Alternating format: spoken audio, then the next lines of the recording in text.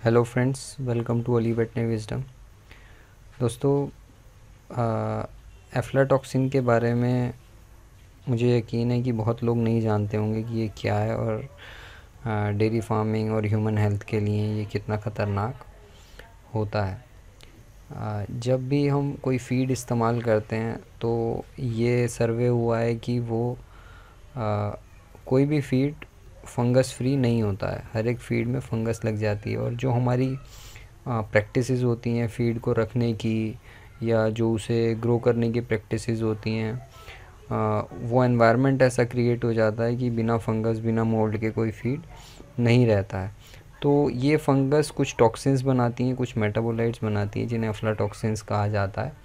और ये जब हमारे पशु उस फीड को खाते हैं जिसमें अफ्लाटॉक्सिन्स होते हैं तो ये इनके मिल्क में भी आता है। और इस बात के प्रमाण हैं कि दुनिया में आज तक जो सबसे ज़्यादा कैंसर कॉज करने वाली अगर कोई चीज़ है या जो टॉप कार्सिनोजेंस हैं उनमें से एफ्लाटॉक्सिन ह्यूमन के अंदर कैंसर करता है। मतलब ये एक बहुत पोटेंट कार्सिनोजन है। और एक एस्टिमेट के मुताबिक 2016-6 में स्टडी हुई थी, लगभग 55 मिलियन पीपल या 550 लाख लोग दुनिया में डायरेक्ट एफ्लाटॉक्सिन का उन्हें एक्सपोजर होता है और एफ्लाटॉक्सिन से वो बीमार होने के लिए मतलब वो एक्सपोज्ड रहते हैं, अनकंट्रोल एक्सपोजर।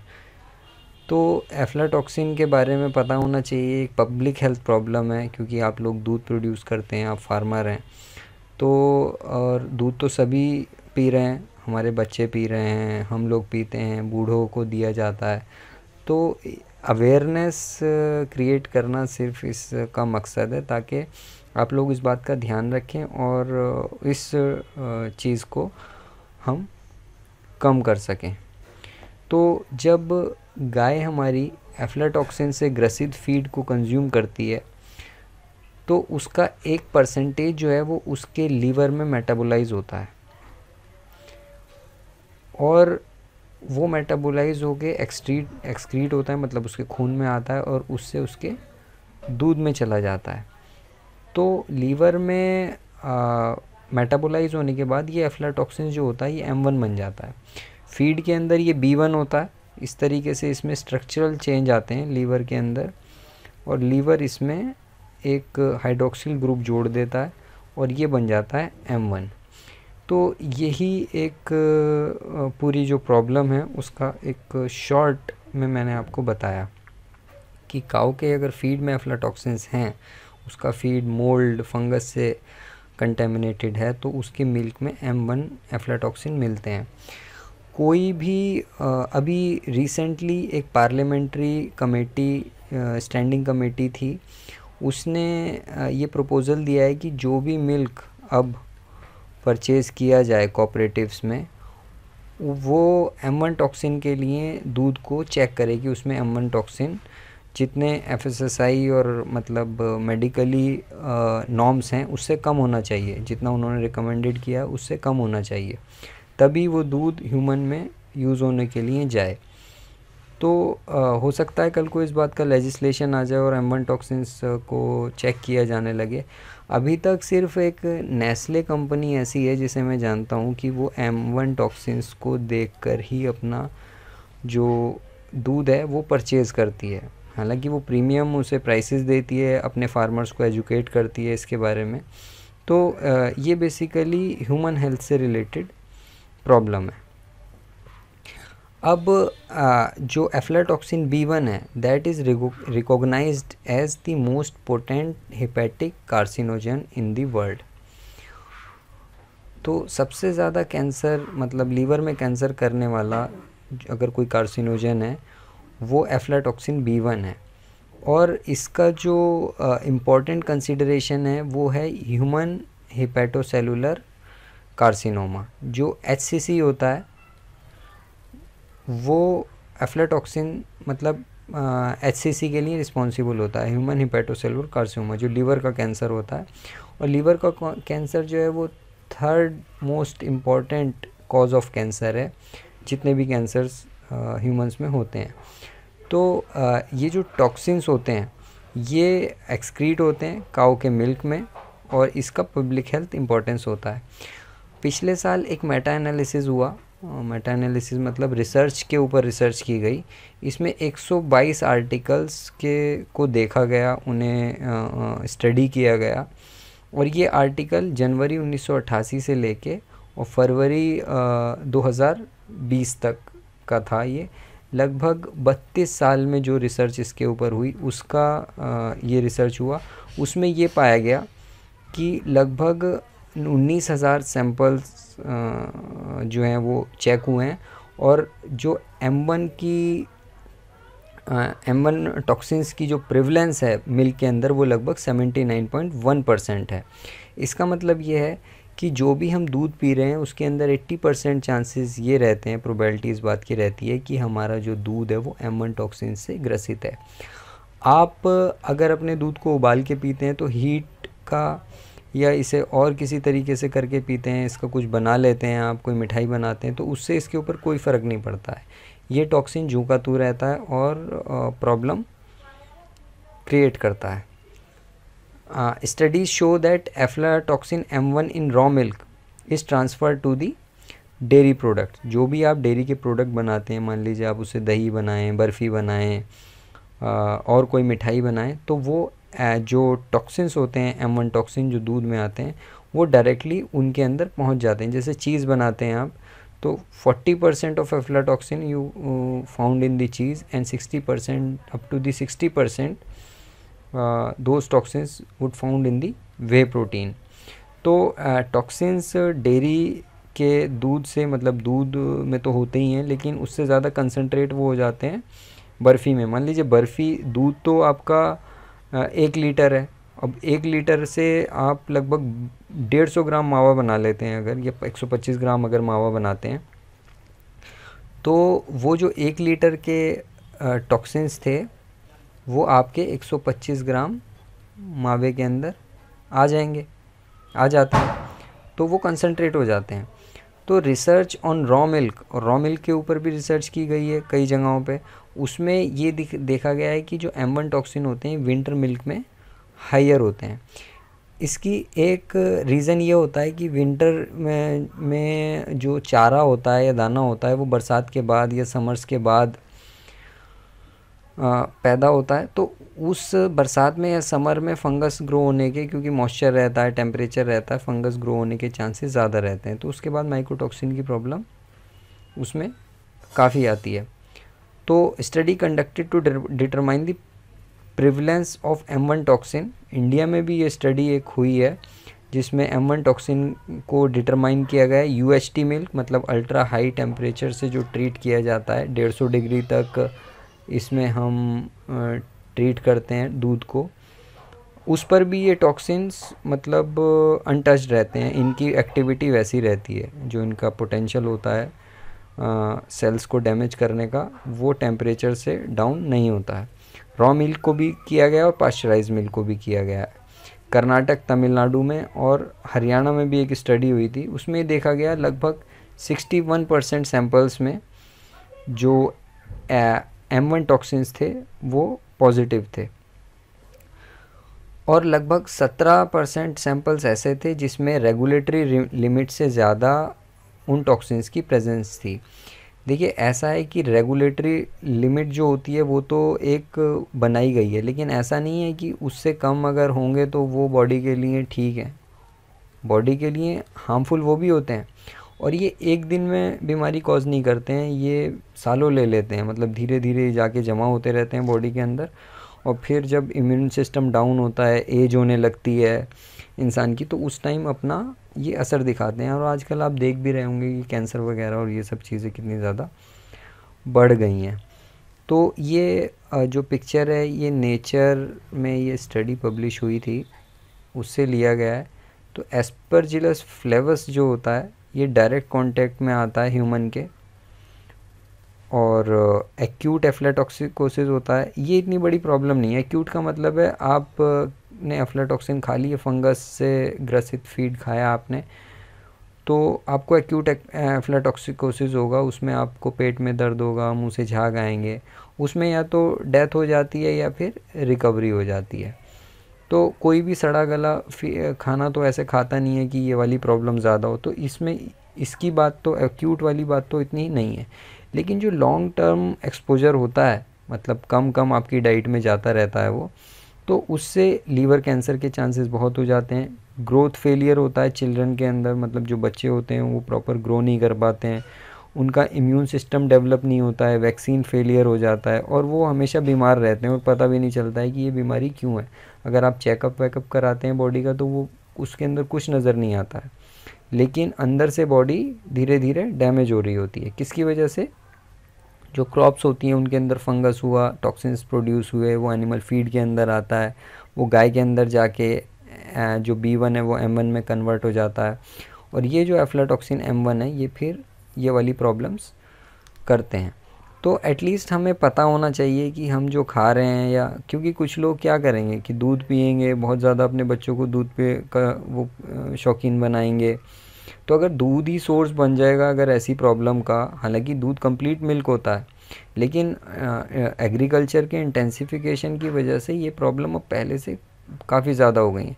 एक तो पोल्यूशन है, बाकी सारे जो मतलब जंक फूड भी हम लोग खा रहे हैं, पैकेट में बंद फूड आता है, रखा हुआ फूड खाते हैं, पैकेट में बंद जूस पीते हैं, तो वो सारी चीज़ें मिलके इसके इम्पैक्ट को, हालांकि ये पहले भी था, कोई कह सकता है कि भाई पहले क्यों नहीं होता था, पहले जो एनवायरनमेंट थी, आबोहवा थी, वो इतनी पोल्यूटेड नहीं थी, लेकिन अब उसके ख़राब होने की वजह से इसे और ज़्यादा मौका मिल गया।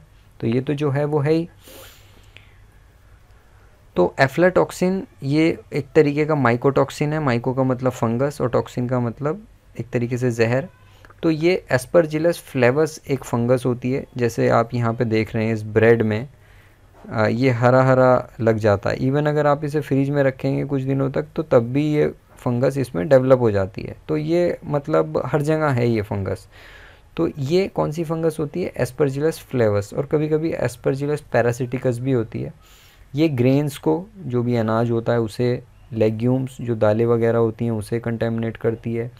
जो नट्स होते हैं जैसे अखरोट है, बादाम है, मूंगफली है, मेनली मूंगफली इससे बहुत ज़्यादा एफ्लाटॉक्सिन्स से कंटेमिनेट होती है।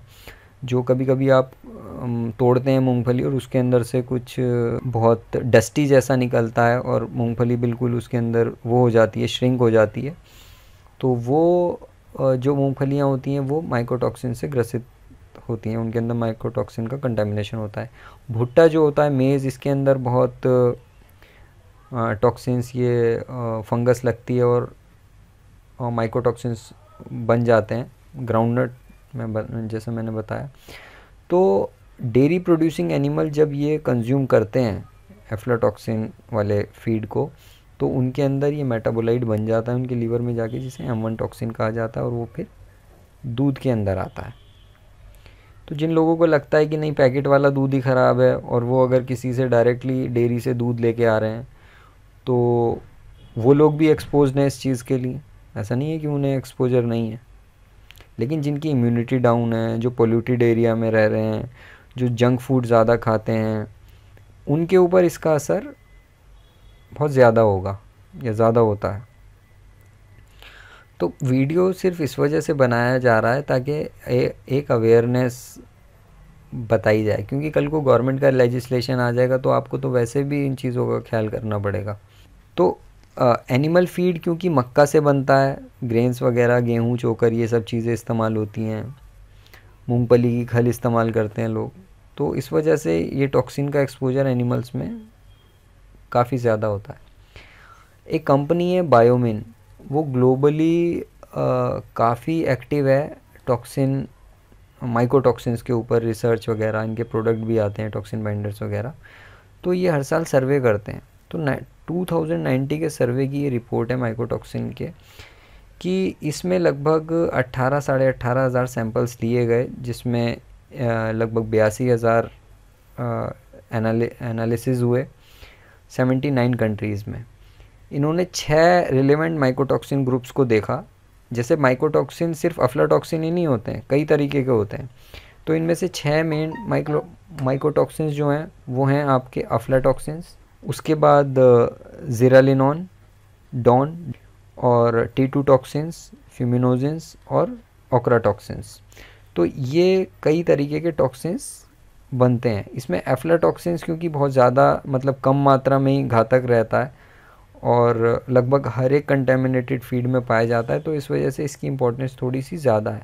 हालांकि ये कैंसर कॉजिंग है और भी मतलब डिस्टर्बेंसेस करते हैं बॉडी के अंदर, इवन ह्यूमंस के अंदर भी। तो ये भी सब बराबर के इम्पोर्टेंस हैं, बराबर की मतलब इनकी इम्पोर्टेंस है। तो जो ग्लोबल व्यू अगर हम इसका देखें, जो इन्होंने सर्वे किया, बहुत ही एक्सटेंसिव और वास्ट सर्वे था, इसमें लगभग 6.7 samples out of 10 they are contaminated at least with the 1 mycotoxin. मतलब कम से कम एक माइकोटॉक्सिन जो यहाँ पर बताया गया है, एक माइकोटॉक्सिन तो फीड में मतलब 10 में से 6.7 फीड्स में था ही, और वो भी थ्रेशोल्ड लेवल से ज़्यादा, जितना मतलब रिकमेंडेड बताया गया है डिफरेंट एजेंसीज़ द्वारा, उससे भी उसके अमाउंट से ज़्यादा उस माइकोटॉक्सिन का कंटेमिनेशन फीड में मिला। तो लगभग 70% फीड हमारा कंटेमिनेटेड है टॉक्सिन से। और अगर ये रिस्क लेवल देखा जाए तो ओवरऑल रिस्क कितना है, 49% पूरी दुनिया में इस टाइम जो ग्रेन्स हमारी सप्लाई है उसके अंदर 49% जो फीड आ रहा है वो कंटेमिनेटेड है।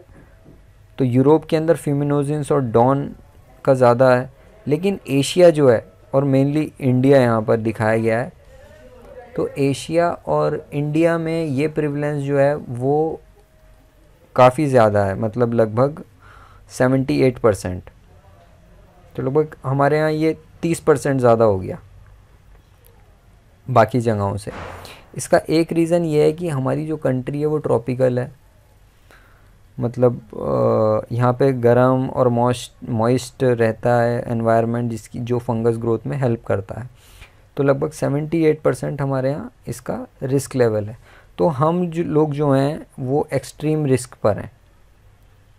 जितना भी साउथ ईस्ट एशियन कंट्रीज़ हैं, we are at the extreme risk of mycotoxin की जो प्रॉब्लम है उसके एक्सट्रीम रिस्क पर हैं हम। रिस्क लेवल जो है वो पार्ट पर बिलियन में यहाँ पे बताया गया है। मतलब एफ्लाटॉक्सिन का जो थ्रेशोल्ड लेवल है वो 2 ppb है। 2 ppb इसका क्या मतलब है कि सिर्फ 1 मिलीग्राम एफ्लाटॉक्सिन 1 टन फीड में काफ़ी है प्रॉब्लम क्रिएट करने के लिए। अगर इससे ज़्यादा होगा तो वो 2 मिलीग्राम एफ्लाटॉक्सिन 1 टन फीड में काफ़ी है प्रॉब्लम क्रिएट करने के लिए। इसी तरीके से ज़ीरालिनॉन है 50 ppb, डॉन डिऑक्सीनिवालिनॉल जो माइकोटॉक्सिन होता है, और T2 टॉक्सिन, फ्यूमिनोजेंस और ओक्राटॉक्सिन। तो इनकी सबकी वैल्यू दी गई है। इसमें एफ्लाटॉक्सिन सबसे कम मात्रा में ही काफ़ी घातक होता है। तो 34 माइकोटॉक्सिन्स और मेटाबोलाइट्स देखे गए हैं। यहाँ पे तो हमने 6 ही का जिक्र किया है, लेकिन ये मेटाबोलाइट तो हज़ारों की संख्या में है जो पता भी नहीं है अभी तक। As per the sample on an average 9.7 out of 10 sample contaminated with the fusarium toxins, मतलब फ्यूमिनोजेंस उसके अंदर होते ही हैं। तो जब मल्टी माइकोटॉक्सिन एनालिसिस किया गया कई सारे माइकोटॉक्सिन्स के लिए एक साथ, तो देखा गया है कि 98% जो सैंपल्स थे उनके अंदर 10 से ज़्यादा माइकोटॉक्सिन्स और उनके मेटाबोलाइट्स देखे गए। तो इतना ज़्यादा हमारा फीड जो है वो कंटेमिनेटेड है माइकोटॉक्सिन्स से, और वो माइकोटॉक्सिन्स न सिर्फ एनिमल हेल्थ को प्रॉब्लम कर रहे हैं बल्कि पूरी की पूरी सप्लाई चेन में है, वो ह्यूमन हेल्थ को भी इम्पेक्ट कर रहे हैं। तो इतना ज़्यादा इसका एक्सपोजर है हमारे फीड के अंदर और हमारी पूरी की पूरी सप्लाई चेन में। तो इससे बचना मतलब ये हमारी ज़िम्मेदारी है कि हम उस तरीके से उसे ठीक करें और उसे सप्लाई चेन में ना आने दें। तो इसके लिए सबसे पहली चीज़ तो अवेयरनेस ही होती है कि अवेयरनेस रहे। ह्यूमन हेल्थ से ज़्यादा माइकोटॉक्सिन्स के जो इफ़ेक्ट होते हैं वो एनिमल हेल्थ पे भी पड़ते हैं। जब जाहिर सी बात है उसी के अंदर से होकर आ रहा है तो उसके अंदर तो वो दिखेंगे ही।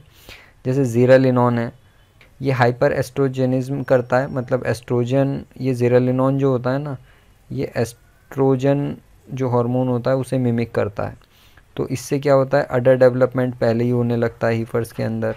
उनका वल्वा जो होता है वो सॉलन हो जाता है, मतलब फूला हुआ दिखाई देता है। प्रोलैप्स के केसेस बहुत बढ़ जाते हैं ज़िरेलिनॉन के की टॉक्सिसिटी में। एबॉर्शन होता है क्योंकि एस्ट्रोजन है तो यूट्राइन कॉन्ट्रैक्शंस बढ़ाता है, इनफर्टिलिटी करता है। कई बार क्या होता है कि इनफर्टिलिटी का कोई वो नज़र नहीं आता है, आप फीड बहुत अच्छा कर रहे हैं, मिनरल मिक्सचर ये वो सब कुछ दे रहे हैं, लेकिन एनिमल इनफर्टाइल हो जाता है, हीट में नहीं आता है, या प्रॉब्लम हो रही है कि बार बार हीट में आ रहा है, एबॉर्ट कर जाता है, प्रोलैप्स के केसेस आते हैं। तो वो इसी वजह से होते हैं कि ज़िरेलिनॉन का कंटेमिनेशन रहता है। फिर इसी तरीके से ट्राइकोथिसिन्स या T2 टॉक्सिन होते हैं, या डॉन होता है, डिऑक्सी नेवालिनॉल जिसे कहते हैं। तो इससे क्या होता है, एनिमल फीड रिफ्यूज़ करता है क्योंकि ये बिटर होता है, मतलब बिटर कर देता है टेस्ट को। तो अगर एनिमल फीड रिफ्यूज़ कर रहा है तो इसका मतलब उसमें T2 टॉक्सिन्स हैं। ओरल म्यूकोजल लीजन्स होते हैं, मतलब उसके मुंह में छाले पड़ जाते हैं। कोगुलोपैथीज़ होती हैं, अंदर खून जमने लगता है नसों के अंदर। इम्यूनोसप्रेशन होता है और रिप्रोडक्टिव फेलियर होता है, एनिमल इनफर्टाइल हो जाता है। एरगट होते हैं कुछ, ये ड्राई गैंग्रीन करता है एक्सट्रीमिटीज़ की, जो सड़ने लगते हैं पैरों के ऊपर, पैर पकने लगेंगे, उसके ऊपर वो आने लगती है, क्या कहते हैं, उसकी स्किन डैमेज होने लगती है। तो उससे क्या होता है, लेमनेस आती है। आप उस पर स्प्रे करते रहेंगे कोई मतलब टॉपिक्योर जैसे वगैरह कुछ आते हैं, बीटाडीन लगाते रहेंगे, लेकिन लेमनेस ठीक नहीं होती है क्योंकि उसका जो ओरिजिन है वो दूसरा है। इस तरीके से एफ्लाटॉक्सिन जो B1 होता है वो मोस्ट टॉक्सिक होता है। ये प्रोडक्टिविटी को ओवरऑल रिड्यूस करता है। तो इनका अम्ब्रेला लाइक इफ़ेक्ट होता है, मतलब पूरा का पूरा चीज़ को, हर चीज़ को इफ़ेक्ट करते हैं ये एनिमल की बॉडी में ना। हिपैटोटॉक्सिसिटी करता है ये, सेंट्रल लोबुलर और इम्यूनोसप्रेशन करता है। अगर हिपैटोटॉक्सिसिटी हो जाएगी, लीवर डैमेज हो जाएगा, तो एनिमल फिर प्रोड्यूस कैसे करेगा, सारा प्रोटीन और एनर्जी सब कुछ तो लीवर के अंदर से होता है। तो इफ़ेक्ट इतने वाइड स्प्रेड है ना कि उन्हें सिंपली आप साइंस से नहीं समझ सकते हैं। आपको इसमें कॉम्प्रिहेंसिव ये देखना पड़ता है कि सोर्स क्या है, और जो इसे कम करने का जो तरीका है मैं लास्ट में कंट्रोल में बताऊंगा। इनका कोई भी इलाज नहीं है कि कोई दवाई दे देंगे तो हम वो कर लेंगे, बस इनसे बचाव ही इसका इलाज है। जैसे ये है रिप्रोडक्टिव इफ़ेक्ट्स होते हैं इसके, एफ्लाटॉक्सिन के, ज़िरेलिनॉन, एरगट वगैरह के। इरेगुलर हीट में मतलब कभी भी हीट में आ जाती है, 21 दिन का उसके लिए वो नहीं होता है। कंसेप्शन बहुत कम हो जाता है, सिस्ट बनती हैं, ओवेरियन सिस्ट, एम्ब्रियोनिक लॉस होता है, अबॉर्शन होते हैं। Pre mature memory gland development, पहले से ही क्या कहते हैं जो उसके थन होते हैं वो बड़े हो जाते हैं। मिल्क प्रोडक्शन डाउन होता है, टेस्टिकुलर डेवलपमेंट नहीं हो पाता, मतलब जो फर्टिलिटी होती है मेल्स में, खासकर गोट्स और रैम्स में तो आर्टिफिशियल इंसेमिनेशन होता नहीं है, वहाँ पे काफ़ी फ़र्क पड़ता है स्पर्म प्रोडक्शन और सीमेन क्वालिटी के ऊपर। इसी तरीके से किडनी हेल्थ को इम्पेक्ट करता है, लीवर हेल्थ को इम्पेक्ट करते हैं ये। लीवर वेट बढ़ जाता है, लीवर के लीजन्स बढ़ जाते हैं और हिपैटोसेलुलर डैमेज करता है। इसके साथ साथ गैस्ट्रोइंटेस्टाइनल इफ़ेक्ट्स होते हैं, गैस्ट्रोएंटेराइटिस की प्रॉब्लम आती है। इंटेस्टाइनल हेमरेज ये एक बहुत इंपॉर्टेंट है, जिसमें अचानक से जो है वो डाइजेशन वगैरह एनिमल का ख़राब होता है, चाहे गाय हो, बकरी हो, भेड़ हो। और हेमोरेजिक जेजुनाइटिस होती है उसमें, मतलब खून की नलियाँ फट जाती हैं आंतों के अंदर और अचानक से डेथ हो जाती है एनिमल की। और ये चीज़ ना आजकल काफ़ी बढ़ गई है और ये अनडाइग्नोज्ड रह जाती है ये। इसी तरीके से ह्यूमन मोटिलिटी डाउन होती है, ह्यूमन का पीएच शिफ्ट हो जाता है, वीएफए प्रोडक्शन पे फ़र्क पड़ता है, क्रूड प्रोटीन और फाइबर डाइजेस्टिबिलिटी कम होती है, डायरिया होने लगता है, कीटोसिस। और जो चबा हुआ खाना होता है, चबा हुआ फीड होता है एनिमल, उसे बाहर निकालने लगता है। और भी कॉम्प्लिकेशंस हैं इसके, mastitis, laminitis, neurological disorder, thermoregulation, मतलब एनिमल का इम्पेयर हो जाता है, वो प्रॉपरली अपने आप को थर्मो रेगुलेट नहीं कर पाता। मतलब ज़्यादा टेम्परेचर होगा तो उसकी जो कंडीशन होती है वो ख़राब होने लगती है, उसे गर्मी ज़्यादा लगने लगती है। इम्यून डिसफंक्शन और ग्रोथ इनिबिशन। तो ये कई सारे हैं, वही मैंने कहा कि अम्ब्रेला इफ़ेक्ट होता है इसका, हम नहीं कह सकते हैं कि कौन कौन सी चीज़ और इससे इफ़ेक्ट हो रही है, लेकिन ये कुछ मेन प्रॉब्लम्स हैं जो कि माइकोटॉक्सिन्स की वजह से होती हैं। अब इसके कंट्रोल में अगर हम देखें तो दो ऑप्शंस हैं हमारे पास। एक तो हम मोल्ड फ्री फीड यूज़ करें जिसके अंदर फंगस ना ग्रो हुई हो, लेकिन हम अपने सर्वे में देख चुके हैं कि हर एक फीड जो है वो कंटेमिनेटेड है, उसके अंदर कुछ ना कुछ कंटेमिनेशन है, लेकिन फिर भी आंखों देखा ख़राब फीड हम अपने एनिमल्स को ना खिलाएं। दूसरा होता है टॉक्सिन बाइंडर्स, हम इन टॉक्सिन्स को बाइंड कर सकते हैं। उसके लिए मार्केट में टॉक्सिन बाइंडर्स आते हैं, तो ये दो तरह के होते हैं। एक तो इनऑर्गेनिक टॉक्सिन बाइंडर्स होते हैं जो कि एल्यूमिनोसिलिकेट और बेंटोनाइट बेस्ड होते हैं। ये टॉक्सिन्स को बाइंड करके अनअवेलेबल कर देते हैं और वो टॉक्सिन्स बाहर निकल जाते हैं। दूसरे आते हैं organic moss like mannan oligosaccharide, fructooligosaccharides type के ये टॉक्सिन्स आते हैं, टॉक्सिन बाइंडर्स।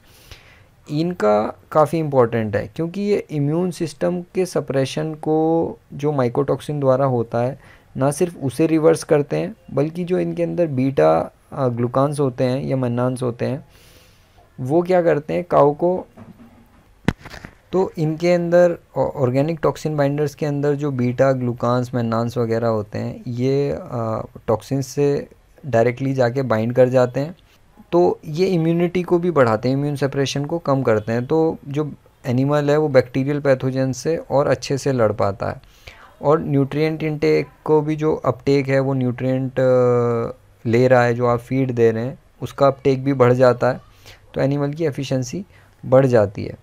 तो ये एक इम्पॉर्टेंट एलिमेंट है, इस बात को नोट करना चाहिए कि जो माइकोटॉक्सिन्स हैं वो कई सारी चीज़ों से को रिड्यूस करते हैं परफॉर्मेंस को। तो इरेगुलर ईस्ट्रस साइकिल होती है, एम्ब्रियोनिक मोर्टिलिटीज़ होती हैं, प्रेग्नेंट काउज भी ईस्ट्रस शो करती है। कई कई बार होता है ना कि प्रेग्नेंट काउ भी आपकी ईस्ट्रस शो करने लगी है, या कंसेप्शन रेट डाउन हो जाते हैं। तो ये क्या है कि एनिमल को टॉक्सिन बाइंडर जो उसके हेल्थ चैलेंजेस है ना उनसे फाइट करने में हेल्प करता है, चाहे वो लोकली हो या सिस्टेमिकली हो, मतलब पूरी बॉडी के अंदर हो। एनर्जी को अवेलेबल कराते हैं, बायोलॉजिकल प्रोसेस को मतलब में मदद करते हैं, और साइक्लिसिटी और प्रेगनेंसी रिटेंशन को बढ़ाते हैं। सिर्फ 20 ग्राम टॉक्सिन बाइंडर पर एनिमल पर डे, आप उसका असर देख सकते हैं अपने एनिमल की हेल्थ पर 15 से 20 दिन में, अगर आप इसे रेगुलर देते हैं। तो ना सिर्फ आपके एनिमल की हेल्थ इम्प्रूव होगी, आपके प्रोडक्शन इकोनॉमिक्स इम्प्रूव होगी, और साथ साथ जो है वो ह्यूमन हेल्थ जो एक सप्लाई चेन है उसमें भी ये टॉक्सिसिटी और ये टॉक्सिन्स कम आएंगे। तो ये था टॉक्सिन्स के बारे में, और किसी टॉपिक के बारे में भी देखेंगे जल्दी किसी वीडियो में। Keep watching Ali veterinary wisdom. Thank you.